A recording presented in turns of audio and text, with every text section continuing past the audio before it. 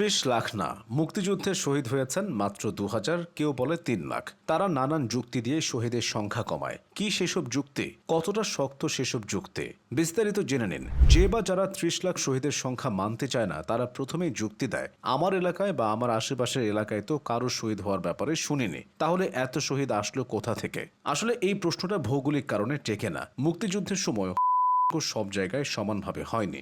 ঢাকা, খুলনা, চট্টগ্রাম, কুমিল্লা, সিলেট ও যশোরের মতো এলাকায় পাকিস্তানি সেনারা ব্যাপক ধ্বংসযজ্ঞ চালিয়েছে। আবার কিছু এলাকায় তুলনামূলকভাবে কম হয়েছে। ফলে আশেপাশে কেউ দেখেনি মানেই কেউ শহীদ হয়নি, ব্যাপারটা এমন না। তাছাড়া 71 থেকে বর্তমান সময়ের ব্যবধানটা 55 বছরের। আজ যেসব খুঁটিনাটি অপরাধ নিয়ে তোলপাড় সৃষ্টি হয়, 55 বছর আগে তেমনটা হতো না। কারণ তখন হাতে হাতে মোবাইল, ক্যামেরা, পত্রপত্রিকা ছিল না। দ্বিতীয় যুক্তিটা হলো, বঙ্গবন্ধু 3 লাখ বলতে গিয়ে 3 মিলিয়ন বলে ফেলেছেন। এটাও অযৌক্তিক শোনায়, কেননা ঢাকা বিশ্ববিদ্যালয় থেকে আইনে পড়াশোনা করা ব্যক্তি কিভাবে লাখ আর মিলিয়নের পার্থক্য বুঝবে না? তৃতীয় যুক্তি হলো, পশ্চিমা সাংবাদিকরা কয়েক লাখ বা কয়েক হাজার বলেছেন, তাই 30 লাখ অতিরঞ্জিত।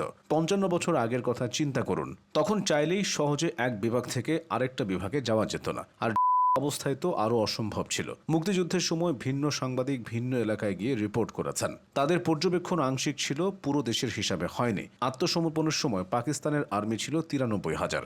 এত বিপুল সংখ্যক আর্মি কি পরিমাণ তাণ্ডব চালাতে পারে তা সহজেই অনুমেয়। মুক্তিযুদ্ধ চলাকালে গড়ে প্রতিদিন 6,000 থেকে 12,000 মানুষকে শহীদ হতে হয়েছে। এটি হচ্ছে ইতিহাসে প্রতিদিনের সর্বোচ্চ নিধনের হার।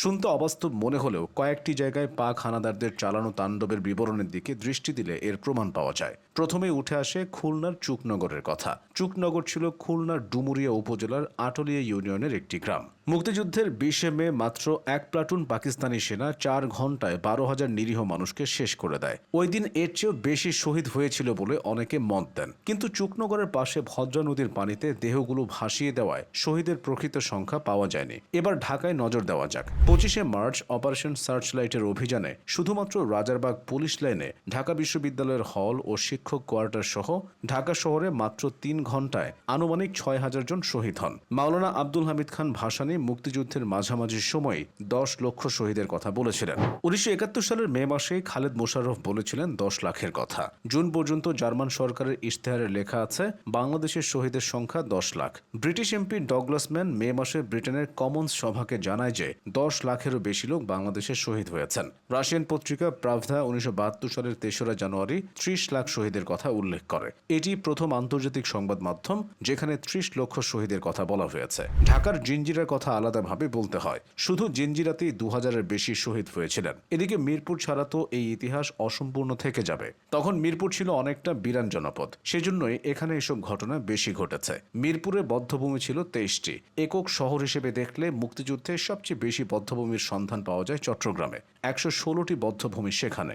এর মধ্যে সবচেয়ে ভয়াবহ ছিল দামপাড়া বধ্যভূমি। বর্তমানে চট্টগ্রাম নগরীর গরিবুল্লাহ শাহ মাজার যেখানে, সেখানেই ছিল দামপাড়া বধ্যভূমি। প্রতিদিন রাতে বেশ কয়েকটি ট্রাক ভর্তি করে মানুষ ধরে আনা হতো এখানে। এরপর তাদের দিয়ে গর্ত খনন করিয়ে তাদেরকেই শেষ করে মাটি চাপা দিত পাকিস্তানি বাহিনী। এসবের পরও 30 লাখ শহীদ নিয়ে সন্দেহ থাকে না। প্রবীণ মুক্তিযোদ্ধাদের অনেকে আক্ষেপের সুরেই বলেন, বাঙালি সম্ভবত পৃথিবীর একমাত্র জাতি যারা স্বজাতির নিধনকে ছোট করে দেখতে পছন্দ করে।